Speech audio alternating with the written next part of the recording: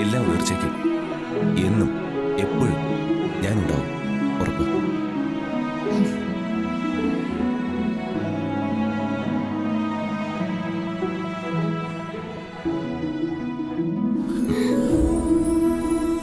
എന്റെ അഖിൽ സാർ ഇല്ലെങ്കിൽ പിന്നെ ഈ ക്ഷമ ആരുമല്ല, ആരും.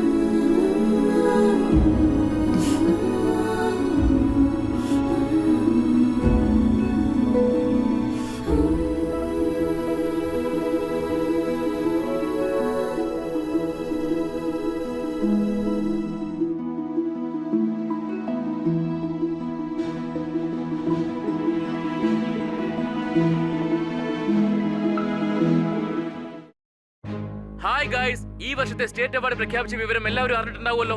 ഏറ്റവും മികച്ച ഗായിക മറ്റാരുമല്ല, നമ്മുടെ എല്ലാവരുടെയും ഫേവറേറ്റ് ഗായിക ശ്യാമയാണ്. അതെ, ശ്യാമയ്ക്കാണ് ഈ വർഷത്തെ ഏറ്റവും മികച്ച ഗായികയ്ക്കുള്ള സ്റ്റേറ്റ് അവാർഡ്.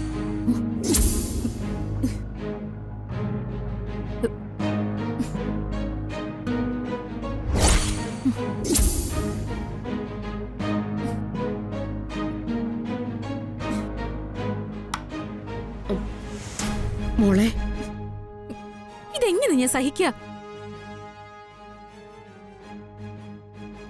ഇതെല്ലാം കണ്ട് മിണ്ടാതിരിക്കാനല്ലേ നമുക്കിപ്പോ പറ്റൂ. നമ്മുടെ ദോഷകാലമായി പോയില്ലേ മോളെ. ഇത് കണ്ട് അടങ്ങിയിരിക്കാൻ എനിക്ക് പറ്റില്ല മമ്മി.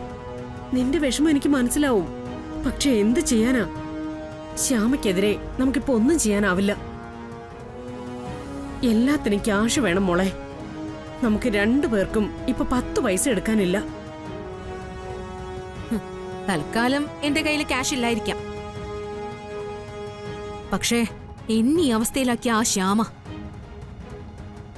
അവള് സംസ്ഥാന അവാർഡ് വാങ്ങാൻ പോവാ. അത് കണ്ട് ഞാൻ വെറുതെ ഇരിക്കില്ല മമ്മി. ഈ ഐശ്വര്യ പറയുന്നേ. ഇനിയിപ്പൊ എന്ത് ചെയ്യാനാ? നിന്നെ കൊണ്ട് ഒന്നും ആവില്ല. സമാധാനിക്കും മോളെ, പോട്ടെ. മമ്മി എന്നെ കൊണ്ടൊന്നും പറയിക്കല്ലേ. എന്താ ചെയ്യേണ്ടെന്ന് എനിക്കറിയാം. മോളെ, ഞാൻ പറഞ്ഞില്ലേ, നമുക്ക് സമയദോഷമാ. വെറുതെ ശ്യാമയ്ക്കെതിരെ ഇപ്പൊ പ്രശ്നത്തിനൊന്നും പോണ്ട. സാക്ഷാൽ കൃഷ്ണൻ അവളുടെ ഒപ്പം ഉള്ളത്. സാക്ഷാൽ കൃഷ്ണൻ അവൾക്കൊപ്പം ഇരുന്നോട്ടെ. എന്നാലും ആ ശ്യാമ ഈ അവാർഡ് വാങ്ങില്ല. മോളെ, ശ്യാമ വാങ്ങും. അവൾ ഇതല്ല ഇനി അവാർഡ് വാങ്ങും. ഇപ്പോ ഭാഗ്യം അവളുടെ കൂടെയാ. എന്നാ മമ്മിക്ക് ഈ വാക്ക് മാറ്റി പറയേണ്ടി വരും. എന്തോ എനിക്ക് വിശ്വാസം തോന്നുന്നില്ല. ഞാൻ ഈ വാക്ക് തിരുത്തി പറയിക്കും. ശ്യാമ ഈ അവാർഡ് വാങ്ങില്ല. ഇത് ഞാനാ പറയുന്നേ, ഐശ്വര്യ പറയുന്നേ.